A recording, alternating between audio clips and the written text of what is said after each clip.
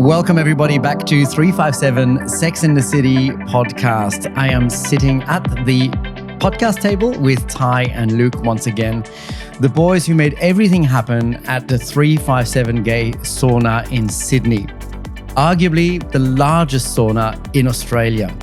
Today, we're going to talk about a few things. We're going to finish our tour. We're going to go up to level 4 and we're going to find out what happened up there. We're going to then talk about the community spirit at 357. Level 4 was no sex. It had a community feel. Why at a sauna that is designed around sex did they decide to do a no sex level? And we are going to talk more about sex. Today we are going to delve into desires and fantasies. So stay tuned. Let's get into it. Luke and I thought, we always thought from the very beginning that everything that was missing from saunas around the world was that social contact. Yep. Was the space. No other sauna had a large space where you could just sit and chat and enjoy not loud music. You have to have a breakout area, and everything was pumping music and sex. And level 4 was an entirely different floor where there was no music. Yep. Quiet classical music or some jazz playing. Newspapers delivered daily. In the old days. Yeah. And we had a barman, and we had, so the people who were lonely could always talk to the barman. It was really important space for us. We thought it was the hub of the venue, really. The back room was the hub of the sex area, and the bar was the hub of the rest of the venue. But we didn't get the bar until later on. It was just a coffee shop and free tea and coffee. That's right, like every other sauna. Yeah. And our aim was to make level 4 different from every other sauna. And I think we did that. Yeah, but commercially it wasn't a good financially in a commercial world, it wasn't a great decision. And we knew that it would have been better financially to make it into a sex zone.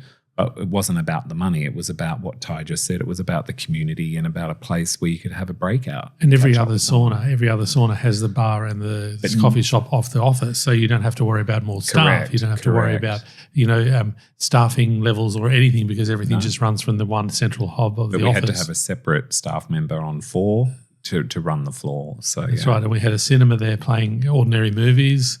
We had a chill out space where people could have a rest. We had a whole bank of computers, we had 8 computers, and we cut those down to 4 because that wasn't needed in the end. Well, times changed too, because we changed it with the times. Yeah, and people used to come in to check their email accounts. Like if they had a private email account that their partner or wife or whoever it was didn't know about, they could come in and check their emails and stuff. And we had our massage, which was professional massage, and that was also on that floor. But more importantly than anything else, we wanted to bring entertainment into the floor. In the old days, there was a sauna called Continental Bars that was in New York. That was run by a guy called Stephen Osro, who is absolutely brilliant. He's Australian as well. Yeah, he passed away. Yeah. He's an incredible man. He also ran Mature Age Gays. Yeah. And we wanted to have a sauna exactly like Continental Bars, where there was entertainment. And that's how Bette Midler, Barry Manilow, they all started at the baths. So we wanted that space to have an entertainer, someone who was, singing, playing piano, and not depressing stuff, like really happy stuff, and sometimes some ballads, and everyone would buy a drink and they'd sit around and they'd listen, and that was incredibly important. But remember, we did have a depressing piano player once. Oh, yes, we did, yes. I can't really say his name. We called him, his nickname was Coconut someone, and it's a Coconut Ram. We'll call him Coconut Ram, remember? That's right, because he sold coconut juice. Yeah, he sold coconut juice. So his nickname in the sauna became Coconut Ram. And remember the client said, please, we used to have him on Saturday nights. Oh, that's right. And he was singing and he'd be crying and he'd be saying all this. And this man came up to him once. Get him on. And he goes, are you the owner? And he goes, do you know I was really happy when I came in here? He goes, now I'm miserable. I said, I'm so sorry. But we had lots of different entertainment. Remember we had all the drag shows as well. We loved live drag sex shows. yes. And in the end, we found Darren after we were lucky. We found him after COVID. Darren Mapes. Call out to Darren Mapes. Absolutely wonderful guy. We were very lucky to find him. And now he plays at Sauna X on a Sunday. So he still continues his gig. He had no idea what to do. When we first offered him the job, we met him at a Golden Girls thing. And he said, I don't know what I could possibly do singing in a bathhouse. And I said, just give it a go and see how you go. And he came in a bath gown. Yes. In a shave coat. And and he was really, really nervous. Remember he told you, Richard, how nervous he was? Yeah. He goes, I just sat there thinking they're going to judge me. It's going to be awful. Yeah. And he told us that it ended up being his favourite gig in his life, which was really very nice. Yeah. Yeah. So we're on level 4. Yep. That used to be where we lived as well. So when we were getting ready to get the floor ready, we had to go and find another place to live. So we moved next door, remember? Had to get the floor ready. We had to get it sanded and get the bar or cafe at that stage installed and everything. So we moved out. So we moved out next door to the Regal. And when we started our court case to get the liquor license. That's right. Yeah. So you when the sauna opened, level 4 was your home. Yes. For how long was it your home? I'd say 18 months or something. It would have been about 18 months. Yeah, and we shared it with different people. Sometimes we shared it with at that stage there was Gary. No wall. There was no wall, so we all just slept in different sections and so on the floor. Yeah. For our audience, people listening in, level 4. What was the size of level 4? It was 250 square meters. Okay. And it was just an open floor, and it had a cathedral ceiling. It was a really high pitched ceiling. It was freezing in winter, freezing cold, and boiling hot in summer. Right. So you walked into this floor and there was no sex on this floor, right? None. We had big signs up. You couldn't have sex there. You couldn't have sex on that floor. And of course they tried it and we'd run up and stop them and midstream. But that was because they wanted that excitement of having sex. Getting caught. Here they could have sex anywhere in the whole building except for one space, and of course they all had to keep going back to that space to try to have sex there because there was a sign that said no sex. Like somebody's reading the newspaper on the lounge and there's somebody getting oral sex next to them. It's like, oh, come on, mate, take it downstairs. Yeah. Yes, that's exactly right. So when it opened up, was it an immediate success? It was a bit slow at first because we didn't have a liquor license. Yeah, people wanted to come up and also all tourists like Europe, America. Everyone has a bar in the sauna. Yeah. We couldn't get a license; they just wouldn't give it to us. So once again, it was back to court. So and the cafe never made money. We actually lost money. We lost about $50,000 a year out of the cafe, which was because a lot it was of money, staffing costs and stuff. But we didn't really care about that because we thought there was potential there with the floor and to give it to the clients. And we thought eventually we would get a liquor license. And once we did that, it changed the financials for the floor. So you had a cafe there when it opened up. You mentioned a cinema. Describe the cinema for our audience. 3 tiers. It was like a little sort of home cinema, I guess. Seated 16 people. It was comfortable. But it was no sex porn. No porn, no sex. And it was a good sound streaming system too, remember? Yeah. So it was like surround sound and it was pretty good. Yeah. So somebody could come into this place, walk up to level 4 in a towel and go and spend a couple of hours watching a movie in a nice cinema with a big screen with and good surround coffee, sound. That was the key. Yeah, we did free tea and coffee. From the day we opened to the day we closed, free tea and coffee. But when we first started, remember we had that powdered milk and powdered coffee. Yes, it was we made it as as bad as possible. That's a good English. As bad as possible because we wanted to force them to buy a cappuccino rather than, powdered milk. The tricks of the trade, huh? Yes. Yeah. So I thought we'd sell a bit more coffee with it, but I don't know, we ended up giving them beautiful coffee. Yeah. But in the end, we swapped it out. We swapped out the free tea and coffee because remember we had a police raid and they found, do you remember that? Yes, I do. They thought it was cocaine. The powdered milk. We had it in the storeroom. We had this really disgruntled client that kept on dobbing us into every government department on the planet. Anyway, fire, police. It was everybody. Health and safety. It was every council Sydney office. Council. It was anybody. Unbelievable. He really hated us, and when he left, he goes, "I'm going to make your life so miserable." Correct. So, but it actually didn't. It was. It kept us. They never. Well, you took the coppers into the store. I wasn't there that day. You took the police up to the level 4 storeroom. They went through the whole venue, and then they go to the back, and he opens the lid. He put his hand in it, and he looks at me, and goes, just powdered milk. He's like, oh, yes, it's what I told you or it was. It's the biggest cocaine. He said it's either powdered milk or cocaine. Yeah, then he goes, I was hoping this was the biggest haul of my career. And I go, sorry. Because it was like a 20 kilo tub of powdered milk. So, yeah. They ended up all being, what that guy did to us ultimately was making all those people on our side. Correct. And they were incredibly friendly and some of them became clients. Correct. So it didn't, it actually and because we always did everything right so we'd stay under the radar. Yeah. So no matter how many times they came in and raided us, everything was fine and they just stopped raiding it. They stopped being interested in us because they knew what we were doing. We were running a really legitimate business. Yeah. And we weren't doing anything wrong. No, God, no. And remember when we were getting the floor ready, we were sanding. We had these group of guys that would come in to sand the floor because it was all timber. And he was sanding on the edge of the building and the floor collapsed underneath him. It was with rotten. the We didn't sander. know it was rotten. Yeah, and he fell into level 3. We were so lucky when he fell in. Lucky is he an fell understatement, into the padded room and the padded cell room. So all the equipment, and there was we were open for business as well. Do you remember that? The sander stayed on level 4. He fell in. He fell in. Oh, he left the sand. That's right. All the cables fell down. But he fell in. through the floor into level 3. Yeah. That's correct. And he was quite handsome. And we went running down. We had a huge panic, right? We were running down. He's the guy, the room that he fell into, there was 2 guys in there having sex. So the guy sort of goes, he was very, very gay. And he goes, oh my God, the men fall in from the roof in this place. It was really funny.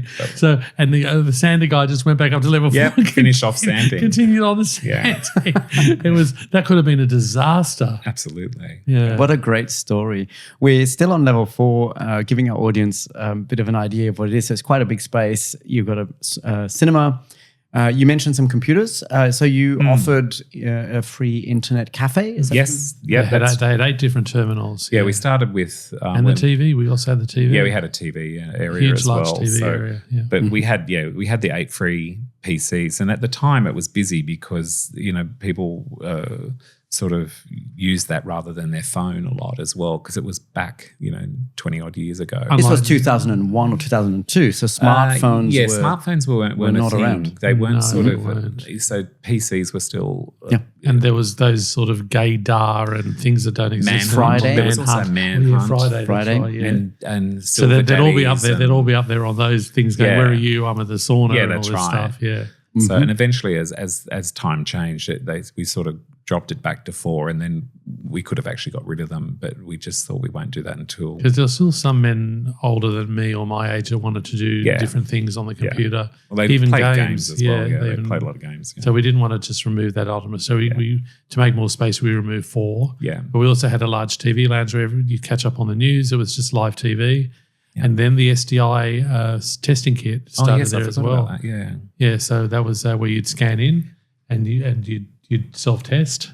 And that was it. So, and then we'd take every single morning, Luke and I would go to. That was thanks to Sydney Sexual Health Clinic, actually. It was, yeah. They were a very good thing. There's something about. And Douglas Knox, I have to say, Douglas Knox was an astounding help too. Incredible help, absolutely incredible help there. But a lot of people in the gay world, get tested regularly because we have multiple sex partners. So screening, on a regular basis for STIs. But what the STI testing booth did for us was to give the Sydney Sexual Health a porthole for the straight clients and the people that were going home to their wives and stuff. They could test it 357 and their wife didn't know. They didn't go to their local GP or any of that stuff, and they could find out if they were, if they had picked up something like Shigella or syphilis or anything, so they didn't take it home to their partner. It was a really, really great service. Yeah. And what no one understands is when you threw your little sample bag in with your urine and all your swabs and everything, it was always Luke or I every morning the following day that would go to the clinic. The manager or steward or the steward, and they'd one go of to us the would take it up. We'd have to go up to the clinic there and drop off all the samples. So they didn't just magically appear to be there. Yeah. Right. So we had a STI testing, free STI testing service. Yep. Anonymous free testing. Yeah. Excellent. So the bar, and you mentioned something about massage. So did you have massage directly from the start when it opened? Pretty much. Mm-hmm. Yeah. We had a guy, Gary, working for us, and he was also a massage therapist as well when we first opened. And this is how close we all are. We actually had breakfast with him this morning. Yeah. Just this morning. That's amazing. He now lives up in the north. So, but he took over the massage room. So, and we never ever did it for profit. We did it for a service. So whatever the masseur would charge, that was 100% his money. Yep. But they had to pay an entry to come into the venue. So that's where we actually got the client. And we didn't put added on or any of that stuff. So we only had Gary was there for a long time. And then Chiaki was with us for 12 years. We had a couple masseurs in between. And then Jackie, he was with us for a very long time. Very long time, yeah. So these were non-sexual massages in this massage room, yep? Non-sexual massages, Yeah. So come into a sex on-premises venue, go up to level 4, watch a cinema, a movie, get a massage from a professional masseur, Powdered milk coffee. Powdered milk, cocaine coffee. Cocaine, yeah. Powdered milk coffee. Have a snack and eventually and watch a show if there was one on. Yes, if we'd put on the drag show or the sex show. Yeah. We did some live sex shows for a while as well. And boy, did we pack out the place. And that was the biggest. We'd never had shows like that, and never the drag shows never packed it out as much, or even Darren or any of the singers. But when we did the live sex show, we interviewed an escort, and he said that he would come in. Anyway, we had a meeting with him, and I said, "Look, would you like to do it?" And he goes, "Absolutely." I said, "Do you have a problem performing?"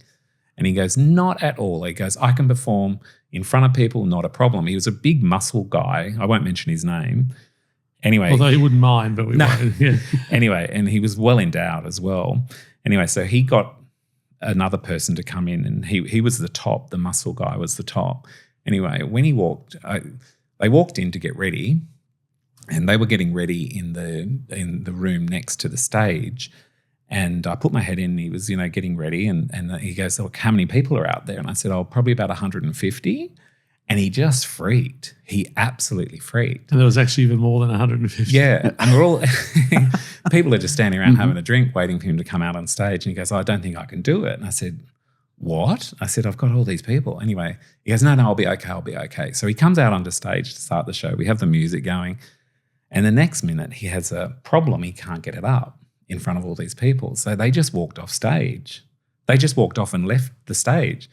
So I'm not very much into public speaking. You weren't there. You were actually away for the first sex show. Yes, I was. That's correct. Anyway, and I thought, Christ, I've got to get up in front of all these people now because I'm not good at public speaking. And I thought, oh, no, I can't do this. So I said, look, I jumped up on stage and I said, look, we've got a bit of a technical problem. And if anybody wants to jump up on stage, I'll give them a free month's pass to keep us active until we can get this sorted. Because they basically said he was going to inject his penis, that's right. And he said in 10 minutes' time I'll be rock hard and I can do whatever I want to do. That's right, yeah. So we had to cover some time, didn't we? That's right. The story, yeah. So we had those two clients get up on stage, remember? Yes, I do. And it wasn't it wasn't the best moment for 357, but it was very funny now. That's a great story. Yeah. The person who thinks they can perform and then can't. Didn't perform. Did people, when you jumped up on stage, Luke, did people think that you were going to take over the performance? I don't think so. Well, somebody I know did. They thought, they all said to me, I thought Luke was going to do something. They're all quite excited about it. Not in front of that many people. So I'd be very, very embarrassed. So a show was also what somebody could get up there, either a sex show on some occasions or a drag show. Yep. Or watch a jazz piano player like Darren. Yeah. Entertain on a Sunday evening. Right. So level 4 also, from what I know, and here we're going to steer our conversation through to the community of 357, because it wasn't all just about sex. And this is where level 4 has brought us into something that's not about sex. We just took a short break, which was really nice. We needed it because Ty's phone kept pinging, and he, as we all know, he can't. I think it was his Grindr. Can't manage without his phone for more than 35 seconds. He's on Grindr, everybody, if anybody wants to know that. I think he's on Grindr and Jacked and He Say and what else? Yeah. I don't know. Anyway, but hey, that's not the point. Right. Level 4 is an amazing floor, which has so much going for it. It's no sex floor with a community space.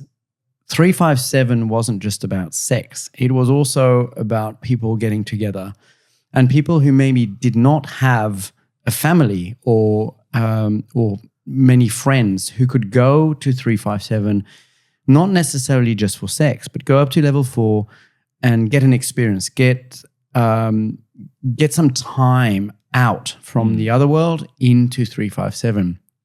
Could you please talk to me about 2 particular events, Luke and Ty, and those 2 are Christmas and New Year's Eve, which are big community moments in everybody's life, but some people don't have family. And gay men often don't have, older gay men don't have family. They don't have the children, so they are alone during these times. But you did something particularly special on level 4 for the gay community. Can you talk about that? Sure. Look, we found over the years groups of people would meet at 357, and that's when really were sure that it wasn't just about sex. Like there was a bunch of older men that would meet every Sunday and have a drink and talk and laugh, and that was really wonderful. It reminded me really of an RSL club. It was just lovely.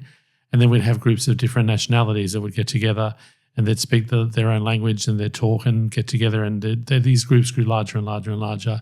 But Christmas and New Year, for many reasons, particularly in our community, we didn't really have, once my family had died, I didn't have anywhere to go for Christmas. Yes. Luke and I were always together, thank goodness. Yeah. And my family was still alive at that stage, but we had to work, so I couldn't actually do Christmas. We found that there was a very large gap of people being very, very lonely at those important times. So really I think it was from the first year we opened? No, because I remember we did our first Christmas party on the 15th of December in the following year, and then come Christmas Day we were there and there was all these people that turned up. I remember it was the 2002 that was a very Christmas, and we had nothing for them, and I thought, this is awful. Not even there was nothing that very first That's Christmas. right. We did a Christmas lunch for our clients a week or two before. And all these people turned up that we'd never seen. They come in and ate all the food and left. And I just thought it was a really awful experience, that first one. It was. And then on Christmas Day, we had nothing for the real clients that wanted something. So I said, the following year, we'll never do that again. And we only ever did Christmas from 2003 onwards. So we served a huge buffet. It was lunch. all free. It was like a buffet. There was no charge to any clients. No. They'd have champagne, orange juice. They'd have dessert. Yeah. We'd have Christmas carols. We'd have sometimes Kitty Glitter was lovely. Yes. She'd come in very often and she'd do a show for us and stuff. And then it started the same thing happened on New Year's Eve. We'd have champagne and everyone would have somewhere to be on New Year's Eve. These are very, very lonely times, and this is where their suicide rates are very, very high, and we're very concerned.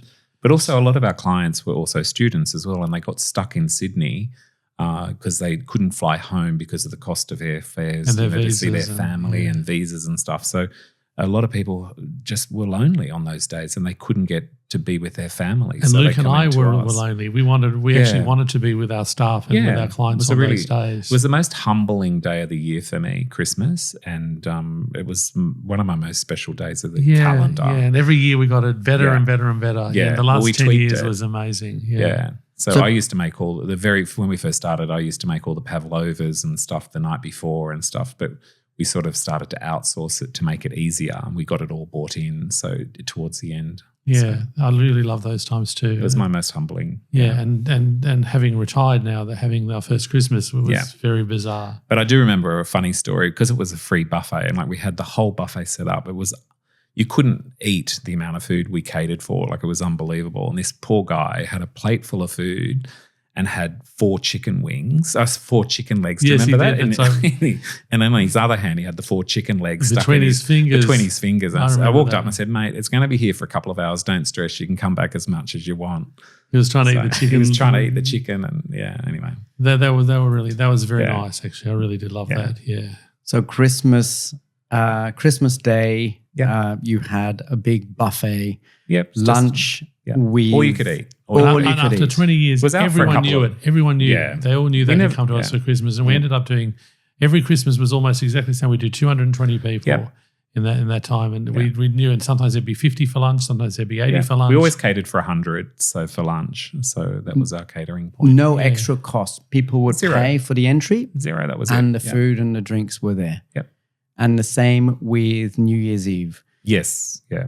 You would watch the fireworks. You had a big TV in there. We had one of those massive things that you can watch. We had nibblies and things like that. Mm-hmm. And I remember one of the saddest years were when we come out of COVID, remember, because there was all these food and safety issues with the health and building for COVID, and we put the lollies in party bags. Remember when you were a kid and you go to a party, and you'd take home a party bag. So we had all these because we weren't allowed to have any food out. Remember? Yeah, that's right. So we had to bag it all up with gloves and stuff like that. Because everyone could serve themselves, but then we had to serve everybody. Then we had to serve them. It all changed. Masks on and all that with COVID. Yeah, but that was one of my favorite things. Yeah, was Christmas and New Year. That was really special. For our audience, we are going to cover the COVID period in one of our future episodes, which was quite a big time and difficult time for 357. It was very traumatic, yeah. Thank you for sharing Level 4's community spirit. My view is that level 4 was an amazing space. It was a space where you could combine your friendships, you could hang out, listen to music, have a drink. Yeah. It made that club really what it is, especially after you got your liquor license, which made a huge difference up on that floor. And once again, 3-drink maximum. We were really strict on that with when we got the bar, because I think we said this in an earlier podcast, we didn't want drunks like in the building because it was so dangerous, the staircases and steam and sauna. So we always had a strong 3-drink policy, but we were also cheap as well. Like we used to make cocktails for $15 or something. And that was a Long Island iced tea. So that was our signature dish. It wasn't there. It wasn't designed to make money. It was just there as a service. For our audience on the 357 Sex in the City podcast, we made a promise that each episode we would bring in a story from the book. Go back to episode 1 to find out what the book is about. But now Ty and Luke have picked one story for episode 3.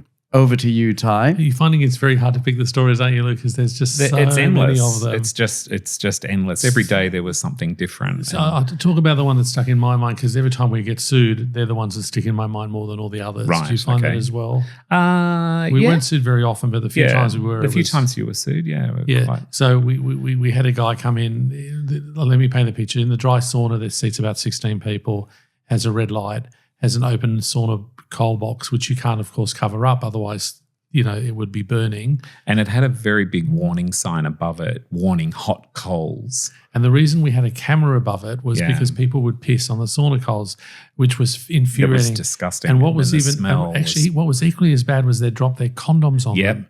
Yeah. And they'd do it as they'd unwrap them, new condoms, and they'd just throw them on because the burning smell of the plastic from the condom for some reason was absolutely horrendous. And it would infiltrate the whole building. Yeah, but in a sex club, you can't have cameras. And in sex areas, we had cameras everywhere, over staircases, in locker rooms and stuff, but never in any sex areas.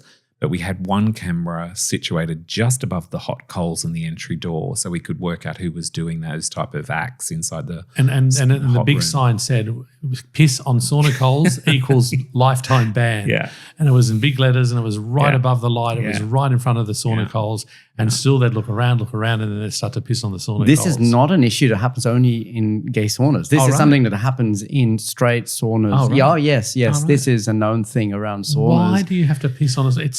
But honestly, if you were up on level 4, you would smell it from level 1. Like it would go through 4 floors. It was the worst. And this has nothing to do with our Strange. story, but it just paints a picture as to why we've got a camera. Yeah. Yes, for sure. So this is horrendous, but this is exactly what happened. The guy walks in, looks at somebody he likes a lot, decides to cruise him. So he's opening up his towel. And the guy was sitting opposite him. That's correct. So what he did was benching on the other side. He's making all the eye contacts and everything else and making sure he could see everything. So he opened up his towel and whatnot. Anyway, he's walking backwards, cruising this guy, and he thought he was going to sit on the bench, but instead he sat down on the coals. He actually sat on the sauna coals. Yeah. Ouch. And please remember, to those people listening, he's naked. Yeah, no towel, no nothing. It was actually off at that stage. So his butt cheeks hit the coals as well as his, his ball sack. His ball sack, Yeah. His Painful. penis was okay. His penis was okay, but his ball sack didn't miss out on that heat. So he blamed us, even though it had a big warning sign, a light above it, everything else. And no one had ever, of course, and no one ever did in 22 and a half years ever again sit on the sauna coals. But it happened to one person. We served 3 million people in over 20 years, and one person burned themselves, and they blamed us. But it was our fault for doing it. We took him into the office to give him first aid straight away, and I was dealing with it.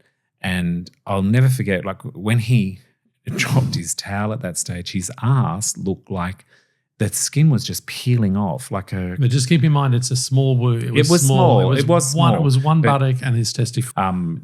The pain, I can't imagine the pain. Anyway, so I said, either, let me organise an ambulance. You need to go up because this is like 30-degree burns or whatever it was. A third-degree burns, that's the word.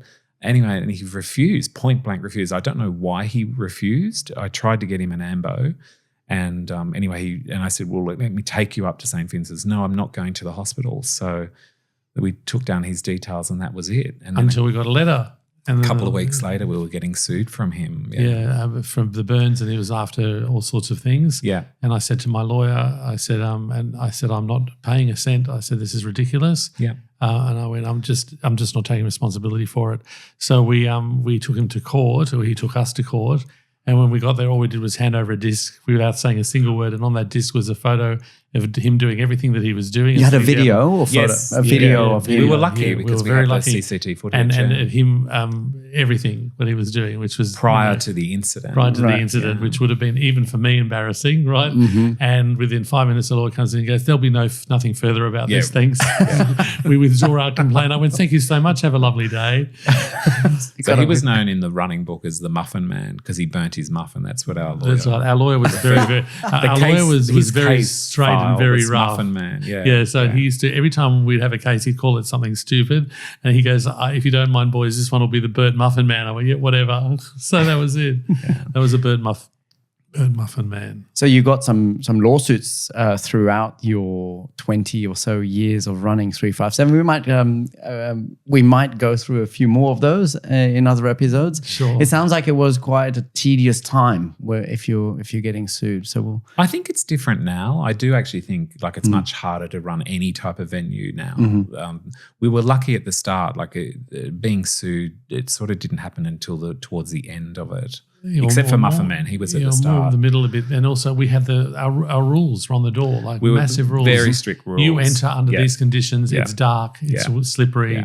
And we didn't tolerate bad behaviour. No, and I think the fact that we had so many people that we banned through, bad behaviour and drugs. So we had very few. And the few people that did fall down and have an accident, it was fair enough. That was an accident, Okay, thank you for sharing that story from the book, The Muffin Man Story. Burnt Muffin Man. Burnt Muffin Man. There's another Muffin Man. We'll go into that in another episode. If you're listening out there, Burnt Muffin Man, I hope your bottom's okay. Yeah, we both do. Well, it sounds like he was taken good care of. And you were very cute. It was fun looking after you. Okay. We want to now circle back as we finish off episode 3 into talk and conversation around some more sex. We wanted to cover some desires. Luke, we had a chat before we started the recording of this podcast, and we thought, what are we going to cover? People have different desires. People have different things that they do, things that they like when they have sex. Some of these things are not spoken about. They're hidden. And 357 offered an escape for a lot of people to be able to come into these walls of 357 and be somebody completely different to who they were when they were out in their work life or with their friends or family. Can you talk to us a little bit about this and sexual desires and the fact that very often these are perfectly okay. We just don't talk about them. And you're not going to believe what I'm going to say before Luke even tells the story. No, I think we actually kept many, many marriages together. I agree with that. Because or partnerships or whatever. What you can do in a fantasy role playing, you can't do with your partner. Yeah. Gay, straight, whatever. And there's nothing wrong with that. There's nothing wrong with your fantasies as long as it doesn't hurt anybody and do anything that's hurtful or whatever. You can go back to the person that you sincerely love. Yeah. But you certainly don't want the person that loves you to, say, hit you with a cane. Correct. But I think like after running 357, I saw a lot of things over 20 odd years of sex and like seeing sex.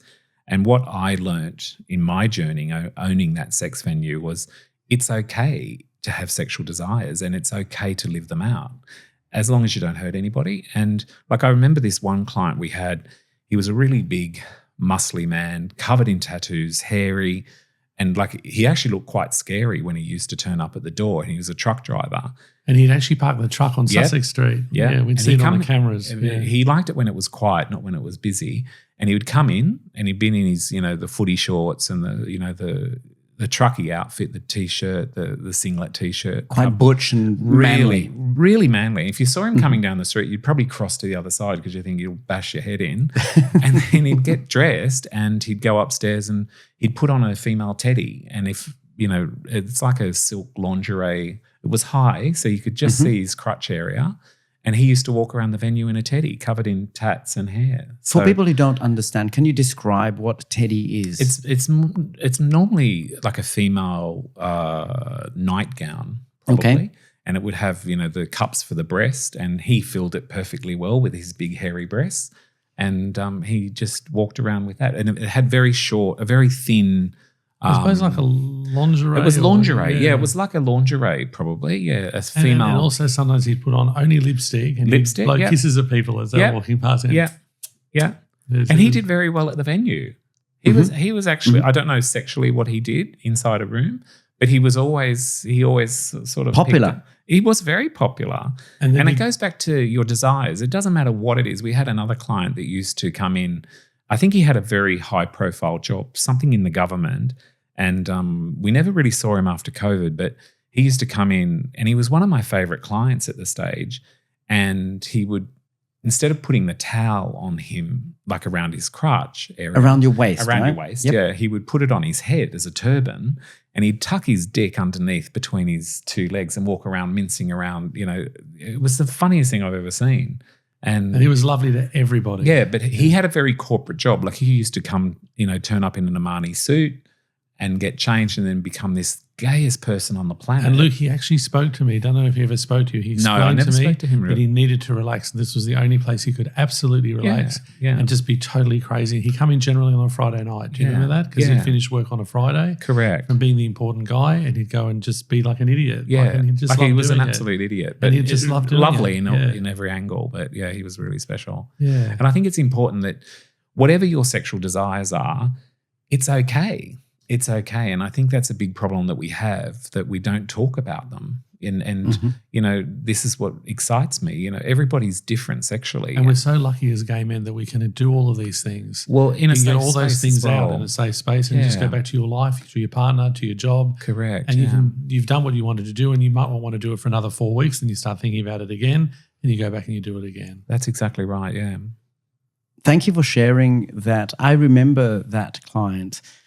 The turban guy. Yes. And I remember him being incredibly friendly and just fun. He elevated the fun on the floors of 357. The mood just lifted. He was genuinely genuine. Genuine. Yes. We could have 200 people in. Yep. And the mood, you could feel it when he was walking around the floor. The other clients just loved it. Because everyone was being quite serious, trying to cruise. And he just walked through, excuse me. It was very, very nice. Yeah. He used to smile at people. And he was very handsome too. Yeah. So I never saw him after COVID though. I don't know what happened. Maybe he went back home, or I'm not too sure. Well, here it is. If you do recognize yourself and you're listening to this podcast, please reach out. In the show notes, there are ways to reach out to the 357 Sex in the City podcast group. That's Ty, Luke, and myself, Richard. Please reach out. We would love to have him in. It would be actually lovely to hear his view on why he did that. Yes, and this is something we're going to start soon in our 357 Sex in the City podcast. We're going to get guests. And if you're a guest and you don't want to be recognized, we can mask your voice, but we'd love to hear from you. And this person we've just been talking about, please reach out, even if it's just to say hi and to say that you're okay. Thank you, Rachel. I mean, Richard. Richard by day, Rachel by night. That's right. Yes. Thank you for sharing that. Anything else, Luke, you'd like to add on this, or Ty, on sexual desires and how 357 offered that safe space? I think there was heaps of them though. Like you remember, there was so many different types of things that I saw over the years.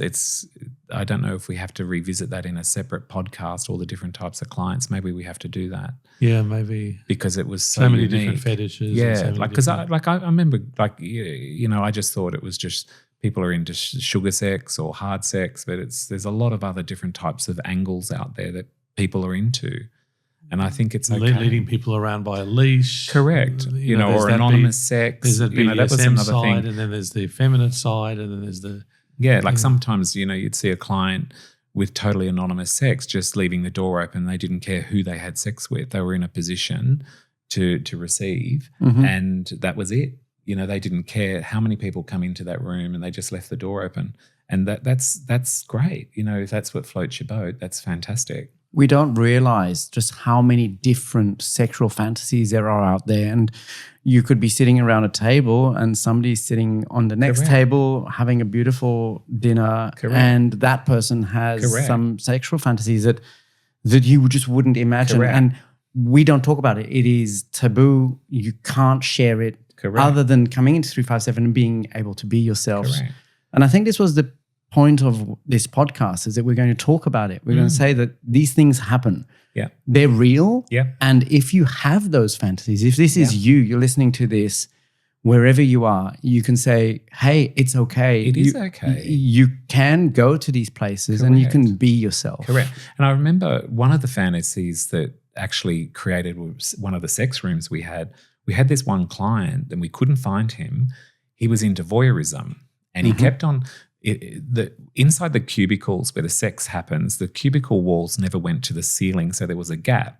So he was getting the bins, taking out the bin liners, running around so say if he wanted to watch somebody having sex, he would go into the room next to them, put the bin upside down or stand on the bed or even get the mattress, roll it up and look over the wall. Okay. We couldn't find him. Eventually we did. We worked it out. It took us designed months. every room so that you couldn't do that, but he found a way around it. And it took us months to find him. Anyway, eventually we found him. He was a businessman in finance, wore the beautiful suit in, and we had to throw him out lifetime ban because it was unforgivable behavior. But what come from that, we built a voyeur room on level 3. Okay. Because we thought there's a niche for this voyeurism. So do you remember we built down at the front of the building? Yep, you had stairs going up. You could walk up and you could actually, we had warning signs. So if you were using the room, you knew you could have been watched. But he actually instigated that room. Right. And that was our first room, which then replaced that room with the second voyeur room, which had the cameras in each room. Correct. So then again, if you walked into the room, you could turn the switch on.